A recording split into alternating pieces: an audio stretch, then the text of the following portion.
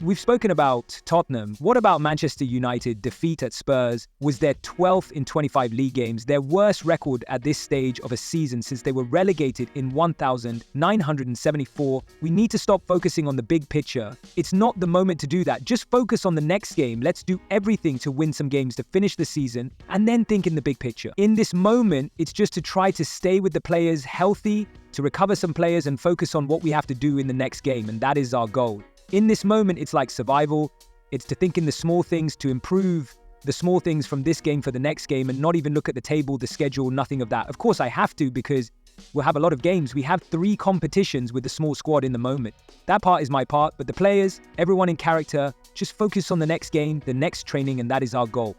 It does feel that there were perhaps certain aspects of that Manchester United performance that wouldn't surprise you yesterday. They've scored 11 away goals this season. For context, Ipswich and Leicester have scored 14, Wolves have scored 19, and it's just one more than Southampton who've scored 10. So that's one of the clear problems they've got, isn't it? Scoring goals.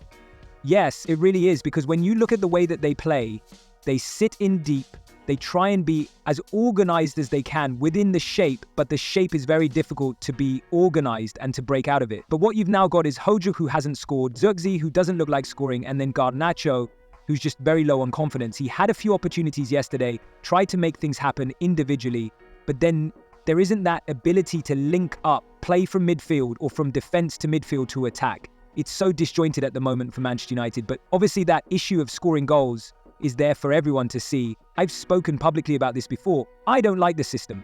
I don't think it works. I think you've got to have the right players to play it. They don't have the right players to play it. He's hell-bent on playing it. When you're saying you don't like the system, do you think you're saying you don't like the system in that that is part of what's hampering them from scoring goals, that it's not the right system attacking-wise to get the best out of the players they've got? If you look at the forward 3, they're very narrow in the way that they play. Well, that's quite easy to defend against. You can play very compact as a back 4 against them, or not many teams are playing a back 3 against them, but you can be as organized as you want and everything's going very centrally. Your 2 wide players, probably when Ahmed doesn't play, are arguably 2 defenders. So are they going to go and beat people in one-on-one situations? Are they going to go and take someone on? Not really. They're going to have to play a 1-2-2 or a pass in the way that they're going to play, but they're getting outrun in midfield week after week. So at some point, you're going to have to realize that there's an overload in midfield. Now, his argument will be that one of the defenders has to jump into midfield and create that overload. Well, if you do what Spurs did yesterday and put 3 players high up the pitch, or possibly 4, and push them back as far as possible, well, one of them players can't jump into the midfield and overload the midfield and help the midfielders out. So at the moment, the balance isn't right of what they're trying to do. Also, when you're trying to ask the wing-backs to come narrow inside and play as midfielders, they're not midfielders, so they're a little bit uncomfortable in doing that. So I'd feel uncomfortable playing in it. I think you watch the United players, I think they look uncomfortable playing in it. I think there's certain times when people are saying, yeah, but the system works against the big teams. It will work against the big teams because they'll be frustrating to play against, because they'll drop into a back 5 and then there'll be opportunities where big teams are going at them and they are throwing players forward, and that will leave gaps for a counter-attack every now and again for you to capitalize on. But if you want to go toe-to-toe with the team and try and outplay them, you're not going to do it in this system. I think the overload in midfield is key. I think that's something that we've spoken about on numerous occasions, and when they did play, was it Liverpool? We praised them because we said, actually, those 2 number 10s, because that's the other option. If your back 3 don't want one of them jumping to the midfield to help out, your 2 number 10s can come back in, and it almost becomes a box then, doesn't it? It does, yeah. And that's what wasn't happening. So Zirkzee was obviously just holding his position. So it just meant that Bruno Fernandes was having to come out to that right-hand side, which meant Casemiro had such a distance to cover. So he was just left isolated in there. That's what I didn't get. I don't get, why did Zirkzee not just come? Because it happened against Newcastle. He came off at half-time and I was thinking, just come back in and just help that midfield area, help those gaps in midfield. But then, even from Bruno's point of view, you know you can't jump, you know you can't do it. We just saw it on the clips there. You've just got to go at some point. I can't isolate that midfield area because we're going to get outnumbered in there. We'd rather Jed Spence had the ball way back in the left-back position, rather than I'm going to commit myself and leave a gap in behind, which I know I can't recover into. The 2 midfielders can't run. They absolutely can't run. Bruno Fernandes is a magnificent footballer on the ball. Does he have to play in one of those 10 positions? I think so, yeah, but he doesn't. And ideally, Agate and Mainu as the two in midfield, legs. Yeah, you want legs in there. But even Casemiro, he's experienced enough with someone alongside him to be able to. That's a surprise to me, is why he's letting Bruno Fernandes jump. They both speak the same language. They understand each other. Drag him in alongside him. Do not be jumping out of this system. But it's what the manager wants. We're going to have to do it. So on the point about the system then, Sue, is it a case that it's because they are still learning it and Amorim has had to come in the middle of a season and doesn't have many training sessions? Or is the system at Premier League level compared to Portuguese football fundamentally flawed? And that's the big question, isn't it? If you speak to Ruben Amorim, he'd say, well, I need a whole preseason to work with my players. I need new players to come into that system to make it work, because at the moment, these players aren't making it work. We've seen him try loads of different things. We've seen different players playing in the number 9 position. We've seen Bruno Fernandes play all over, haven't we? So he's clearly not actually knowing who's the best fit for where, and he thinks just time will enable him to do that. But then I just think then the dilemma from the owners are, okay, do we then go, okay, in preseason, if they've got the finances, there's loads of money, go and buy the players that you want to buy. And then actually, no, it doesn't work. And then they've lost all that money. They did it with Ten Hag. There's loads of money. Go and spend on the players that you want to spend on. He brings those players in. It didn't work. Ten Hag goes. At the moment, you've got a mishmash of players. Like, they're brought in to play a particular way, but then that then changes to a different way. So I don't know. It's difficult to know. Well, let's get to recruitment then, because Jamie Redknapp said yesterday, United needs 7 or 8 top quality players. Now, on Friday, and this is a quote I read out on Saka Sunday yesterday, but it's worth saying again, Stephen, because it's a direct contrast to what Jamie Redknapp has said. Ruben Amorim says, we're not winning. We're not in the Champions League, so the revenues are not the same. We've spent a lot of money in the past. Now, we have to be careful with the finances. So, cannot rebuild the team the way we would like. Is that him saying you can't possibly ask for 7 or 8 top quality players in the summer because we just don't have the money for it? Well, they don't have the money because they're not qualifying for the Champions League. So what are they doing? They haven't got the revenue. Well, that's the big $1 million question, isn't it? What does he do? Does he change his style? Does he change his system? Did he take massive hits on players and just get them out the door and think, maybe this is going to be a hit for 2-3 years and they're going to have to restart again? We spoke about this on the show a couple of weeks ago. They've got to be savvy in the transfer market. Gone are the days of going out and buying Casemiro for 70 million or Harry Maguire for 80 million or Anthony for 90 million, whatever the fees are. But the top end fees for players who aren't really at that level. Now, what you've got to do is you've got to be so shrewd behind the scenes to go and buy players that might cost 30 million, but they're going to be for the next 3-4 years. And it might be that it takes a little bit of time to bed in. The problem is Manchester United fans don't want that. So that was going to be my question. When you use the words there, shrewd and savvy, you look at someone like Brighton bringing in Caicedo or Alexis McAllister or Purvis Estupinan, and every once in a while, and there might be a couple in the current squad, where it just won't work and they won't be at that level. Can Manchester United afford to do that? A couple who are at a really low value fee, of course you can, because they did it with Sir Alex Ferguson. Will supporters not be saying, well, who's this? Where have you got him from? It doesn't matter, but you've got to perform on the pitch. There's got to be an element of who have United bought in as managers over the past few years. It's not worked. Who have they bought in as players? Everyone went, oh, we've had a great transfer window. We've bought these players in. It's not worked. So now you've got to look at things in a different way. And suddenly, whether they like it or not, they are no longer shopping in Harrods.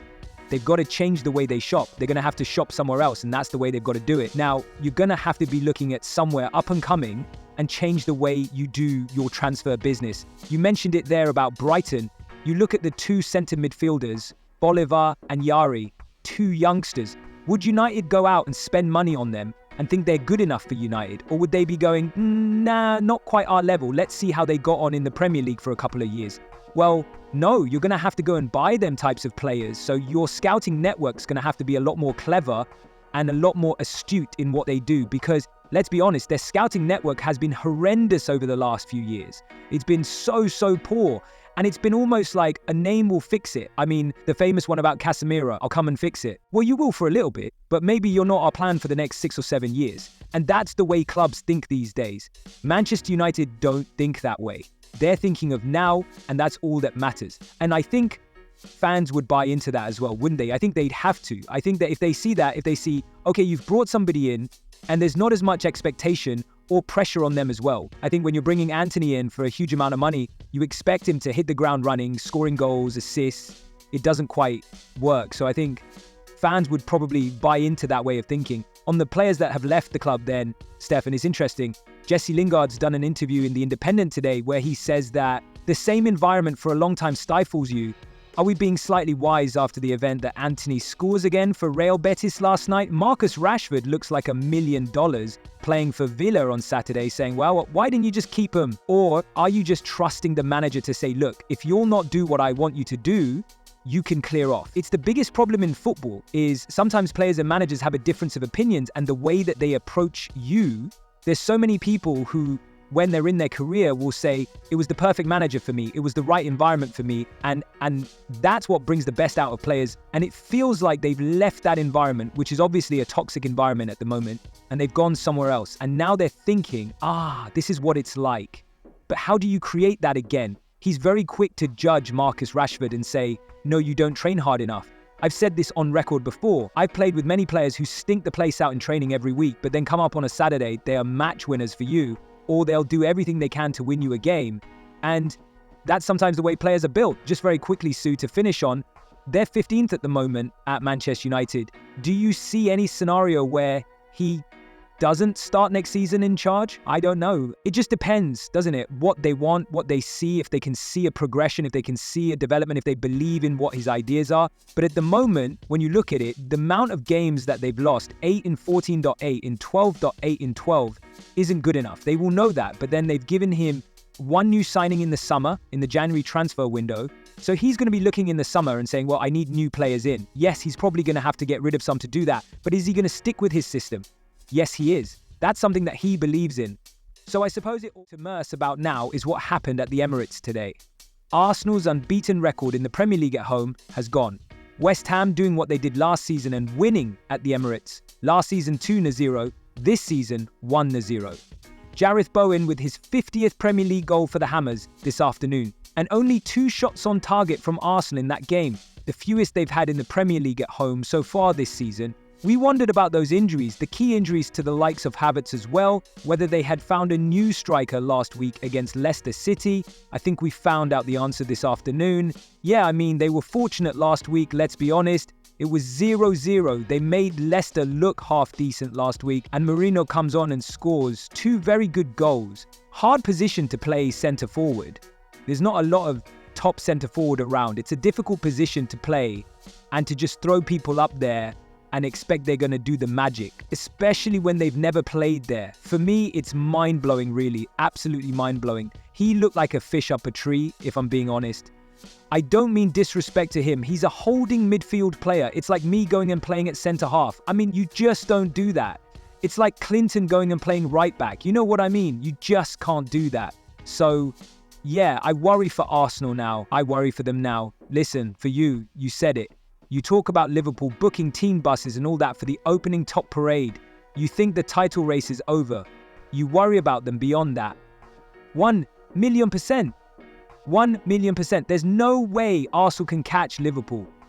They've got no forwards. They've got no forwards.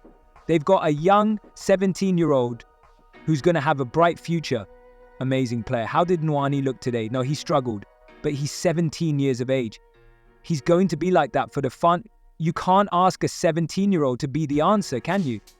Yeah, he's been like that all the time, but he will be going like that. And when it gets like that, it's hard for a 17-year-old to come back. So that's hard. Trossard is a bit part player in my opinion. I think if everybody's fit, he's one of them you want to come on with 30 minutes to go if you need him. I think he's that kind of player, but he's got to play every game now. And then they've got no centre forward. There's absolutely no chance.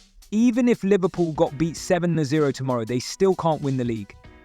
They can't. I see enough today to know that they are going to struggle to the end of the season. How many games have they got left? Well, they've got Nottingham Forest away next, 12 next to come, Man United away, then Chelsea at home. So 12 total they've got left. 12 total games. They do well to win half. Really? They've got nothing going forward? Absolutely nothing going forward. I don't mean, it's going to be so easy for a team to defend. I mean, they just played against a West Ham team that, let's be honest, they're not like unbelievable at the back. It's not like we're sitting there and we're going, oh, it's Van Dijk and who else, at the back. They're just a solid outfit. They were comfortable. What's the name? Areola? Areola made one save with his feet that I would have saved. I mean, this is Arsenal at home, who haven't lost a game at home this season. They haven't got any forwards. They've got absolutely no chance. All of a sudden now, the PSV game has become a heads or tails game. Heads or tails game when, let's be honest, if Martinelli, Saka and Havertz were fit, you're looking at that game and going, well, that's a shoo-in. They're through to the quarter-final. Now, honestly, I don't see it now. Who have they got next? Forest? They have. They won't beat Forest. If they only win in 6 out of 12 games, they won't finish second. Yeah, I don't know if they will finish second. I think they've just got to come in the top 4. I mean, at the end of the day, they've got to get... So for you, the season's objectives have changed that dramatically with the injuries, the players they're missing. It's now about just making sure they finish in the top 4 title race. Simon, what I've seen in the last 2 weeks, completely and utterly gone. They've played West Ham, who are about 6th spot, and they got destroyed by Brentford last week. And then they played Leicester, I mean, I don't want to be horrible here, but we'd probably get a team together here and give them a game. You know what I mean? And keep it tight for an hour or so. Do you know what I mean? And then they'd end up destroying us. But it's not like they've just played like Liverpool. Like, who else? I'm thinking of the top teams now. Have you seen some of the players in here, Merce? I mean, there's a big claim that we give them a game right now. I mean, they're bad, but they're not that bad. Not Arsenal, I'm talking about. They made Leicester look very comfortable. And Leicester can't win a game, can't score a goal. I've seen enough over the last 2 games that they haven't made any chances. Merinu come on, scored 2. I think before that, I don't think they had a chance against Leicester, or probably had a couple of off chances. So that's 2 games against, no disrespect, 2 pretty average teams, and they've failed to do anything. And listen, their 3rd from last game is that game at Anfield away to Liverpool. From a drama point of view, every neutral hoping, there's still something riding on it from everything you're saying. You think that's very, very unlikely. They go to Man United in a couple of weeks. Yeah, that'll be heads or tails. That'll be heads or tails game. Even against that United, I'm telling you, they've got nothing up front. It's absolutely toothless up front, toothless. Like, they've got no centre forward. Centre forward is such a hard position to play. Clinton will tell you, it's such an art, isn't it? You can't just go and throw someone up there and go and do that. It's an art. It is. Look at your face. You love that, don't you? Yeah, for me, I don't see them beating Forest. I'd be shocked if they beat Nottingham Forest. I honestly would be absolutely flabbergasted. Anyone here does not think the title race is now over after this afternoon? I thought it was over. I said to you last week, I was like, they've got no chance. They've lost 4 main attacking players, and then you're left with 3. Yeah, what do you do? It's like we talk about Manchester City defensively. You can't go away to a Real Madrid and expect to win a football match if you can't defend. Other end of the spectrum is Arsenal, like most are saying. If you can't score goals and you don't create chances, you've got no chance at that level. And you can't keep going through transfer windows and not bring in a strike because everyone's been crying out for it. Exactly, after a couple of draws they had in 3 games, Liverpool, I thought the door was ajar. But they had to win today, and then Manchester City had to win tomorrow in the Super Sunday game. That then kicks it wide open. Then you think, hold on a minute, there might be a title race now, and they've tripped up now at home. I always said it's difficult. They've got home games, but they've got home games against teams from London who want to spoil the party, and West Ham have done that. Chelsea have got to go there. Fulham have got to go there. They haven't got to... We want to start with the first match that we're going to see tomorrow morning. Everton hosting Manchester United. Let's start with United. Obviously still dismal times. What have you heard that is the current affairs going on behind the scenes right now? Well, when it rains, it pours, Anna.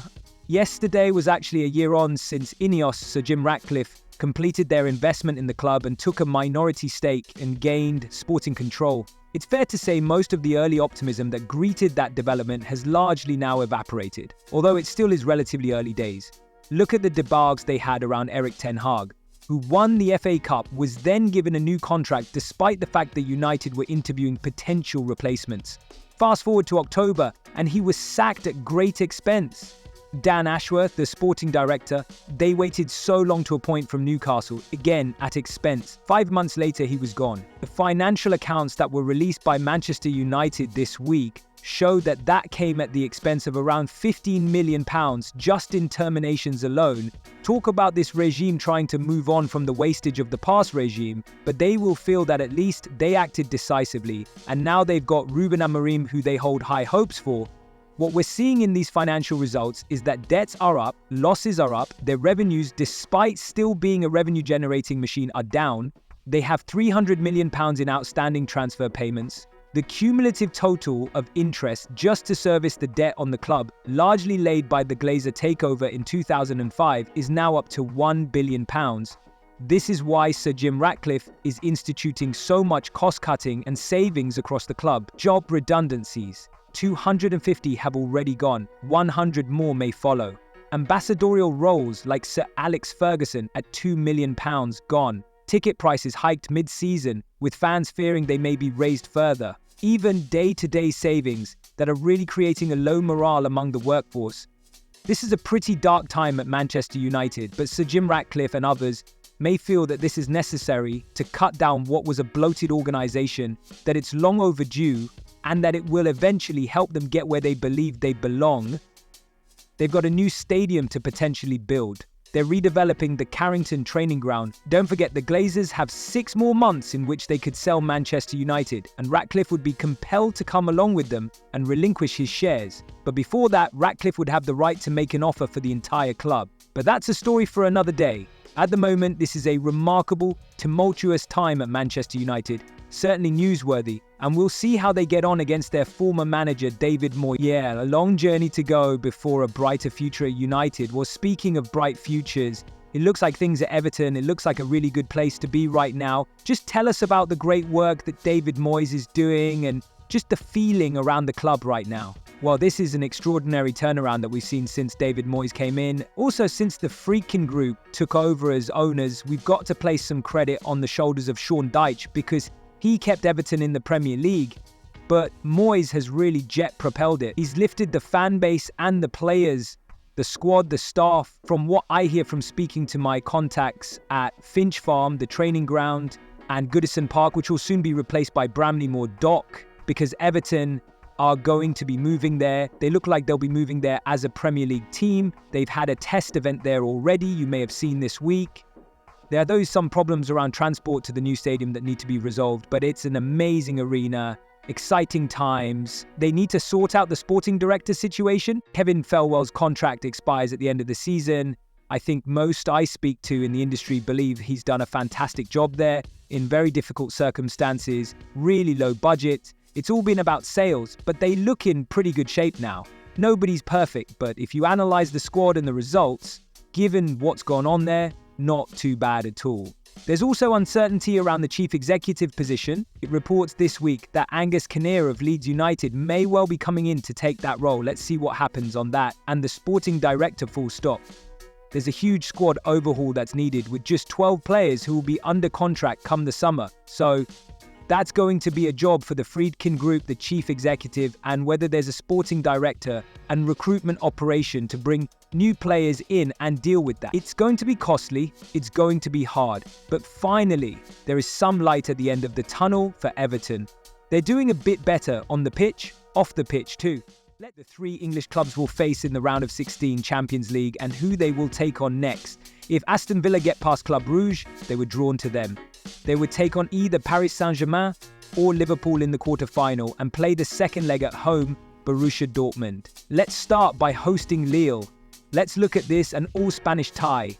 Madrid derby, Real Madrid host Atletico. Same goes in the Bundesliga. It was Bayern Munich up against Bayer Leverkusen, fellow German side. Arsenal were drawn against PSV, and if they beat PSV, they will take on either of those 2 Spanish sides of Atleti or Real Madrid. Feyenoord up against Inter Milan, as we mentioned. PSG Liverpool, so we know that Liverpool, if they get past Paris Saint-Germain, will face either Bruges or Villa. And Benfica up against Barcelona. So there you have it. The path to the final, as you can see, pretty straightforward really. We know who will face who. It could be Aston Villa taking on Liverpool in a quarter-final and all the English sides, of course, on one side of the draw. So there will be no chance of 2 English sides going up against each other in a final. if, of course, Aston Villa or Liverpool knock out each other if they progress. So there you go. That the Champions League draw will take you to, of course, the Europa League draw as well, which will be happening very shortly as well. We'll find out the fates of Man Watch. Let's go off to La Liga. Jude Bellingham could potentially face up to a 12-game ban after a red card in Real Madrid's 1-0 draw with Osasuna fought to send a straight red card. The controversy centers on what Bellingham actually said addressing officials in offensive terms carries a potentially higher ban than a standard red card. Firstly, would that be the same if he did it in the Premier League, Jude Bellingham? I think if you're sent off in the offensive language, too much ban, but that can be increased depending on what you said or how offensive it is. What's interesting reading this is the referee alleges that it was personal. Bellingham alleges that it was a remark into the ether, so to speak. Yeah, Jude Bellingham said, obviously, he's believed I've said something insulting to him. There was no intent to insult him. There was no insult. And for that reason, I think you can see there was a misunderstanding. Obviously, without repeating certain words, what would constitute getting a big chunky ban in England? I think if you become insulting and personal, once you become personal about a referee as officials, you're facing a heavy sentence, so to speak. A word that referees won't have is you call a referee a cheat. So questioning integrity is the big one. While you call somebody a cheat, you've said his integrity's gone out the window. I would suggest that any player who calls a referee a cheat, if he doesn't get sent off, he's the luckiest person ever. Was it a case that you always felt as a player that you could use that phrase there into the ether, that if you turn around and shouted whatever you want, but did it up into the air somewhere, that you were probably okay? And it always seems to be like the intent of sort of staring, and maybe also you would say the proximity you are to a referee are the two things that could get you in real trouble. Yeah, I think there's an element where the referees understand what the situation is, whether it's frustration at yourself, whether it's frustration at the decision, but then it's not necessarily just aimed at the referee. It's just aimed at the decision on a whole that you don't agree with. So I'd like to think there's a bit of common sense at times. I think this one, reading between the lines, seems to be a lack of understanding from the referee about where it's being aimed, and maybe a breakdown in communication language-wise. I think there's a possibility of that as well. Hopefully a little bit of common sense prevails along the way somewhere, because I think there's got to be an element where what I never understand is why the two people don't go in the room together and talk it through and just have a bit of common sense. This is what I said, well, this is how I took it, this is what I thought you said to me, I'd never do that, or blah, blah, blah, whatever it might be, but just have a bit of common sense about it. Yeah, I mean, that's a very interesting point that Stephen makes about language, and that obviously the Premier League is one of the most multicultural leagues around, that certain words, or if you're a player that's learned an English word, that you perhaps don't perceive it to be as offensive as it possibly could be if you aim it at a referee. He said he learned it so he should know what it means. Oh well, I mean, sometimes you don't quite get the nuance, do you? No, there are certain words you clearly know you're being abusive towards someone, but other times it might be, this is okay in a certain context, but towards a referee, it's not. Looking at what he's alleged to have said, whether it be the minor charge or the major charge, the prefix word is universal, I think. I think every referee understands that whether it be emphatic 3-1 victory to win their Champions League knockout phase playoff tie, 6-3 on aggregate against Man City. The Spanish side, who created 1.82 expected goals throughout, opened the scoring in the first few minutes as Mbappe lobbed Ederson from outside the penalty area. The French forward found his second later in the half, cutting inside onto his right foot and firing into the bottom corner from close range. After the break, Man Hitler continued to show more of an attacking threat with Man City, who produced 1.33 expected goals, blunt in the final third. The hosts later found their third as Mbappe secured his hat-trick with a superb strike. The Man Hitler forward cut inside onto his left foot and curled the ball into the bottom corner beyond Ederson. In the final moments, Nico pulled one back for City, tapping into an empty net after Marmoush had struck the bar, but it wasn't enough to turn around a disappointing display. Madrid head through to the last 16 of the Champions League as Man City are eliminated. Well, the good news is that Manchester City have scored Terry Gibson. It's pretty academic because they're going to lose this game emphatically, but a nice moment for Marmoush and for Nico Gonzalez. It was an outstanding free kick, and Kuzanovi as well to get something on it, crashes off the crossbar. Nico Gonzalez steps up and taps home the rebound that came in added on time. That took about 3 minutes for VAR to decide whether there was an offside. involved in the play, which seems really ridiculous that the game was done and dusted, it was finished. Real Madrid made changes, Man City made changes at the end of the game, so come to a halt in terms of being competitive around the 60-minute mark when then Kylian Mbappe got the third, killed the game off, and it was done and dusted for Real Madrid. So lots of substitution, didn't have a real flow to the last 20 minutes. Real Madrid just seeing the game out, but a tough night for Manchester City. It is over now, 6.3 on aggregate. Pep Guardiola joked that they only had a 1% chance of overturning that first leg deficit. He was probably right, wasn't he? But it doesn't help, judging by how they performed tonight. Yeah, the 4th minute they conceded the first goal, so you're up against it as it is. You've got 1 goal deficit. You're going away to the Bernabeu, and you end up playing Real Madrid, and you concede after 4 minutes was the worst possible start. And then it was hard for the Man City players to keep their spirits up. It would have been tough to make them believe mentally going into the game that we can do this. You know, they've played each other so often in the last few years, and it's tough for City to go and get a win at the Bernabeu. On that subject though, and far be it for me to tell Pep Guardiola how to motivate his team, but if your manager says, we've got a 1% chance, and I know he's trying to maybe take the pressure off his players, but wouldn't he be better off saying, you know what, we can beat these. We've got a good chance. Yes, they're favorites, but actually, you know, the self-talk and the psychology of we've got a 1% chance suggests you're beaten before you even step onto the grass. There's probably 2 sides to that. That's what he says to the press, and what he says to the players is probably what we expect him to say to the players. That he believes his team have a chance, and they did. I mean, there was a 1-goal difference going into this match. Let's not forget there were 2 goals. They had the advantage with 4 minutes left in the home game in the first leg at the Etihad, and they blew it. And Real Madrid got 2 late goals. They did it without a centre-forward last year. Now Benzema left and Mbappe was on the... Everyone knew he was joining. They didn't go and get a replacement. They did it with Joselu. Joselu was their main striker. And Jude Bellingham. So everyone wondered what was going to happen when Mbappe comes. He's made a difference, such a difference, 28 goals, all comps. He's unplayable at times, and you know why. He's got the quality, and he's the fastest player around, and he really does instill fear into even the best centre defenders, Ruben Diaz and John Stones. That was a blow for City as well. Stones going off injured in the first 10 minutes. Nathan Ake's come on. It was a tough night for City. It was always going to be tough, but they needed the first goal, and unfortunately for them, it took 4 minutes for Real Madrid to open their cap, and then it was dominated.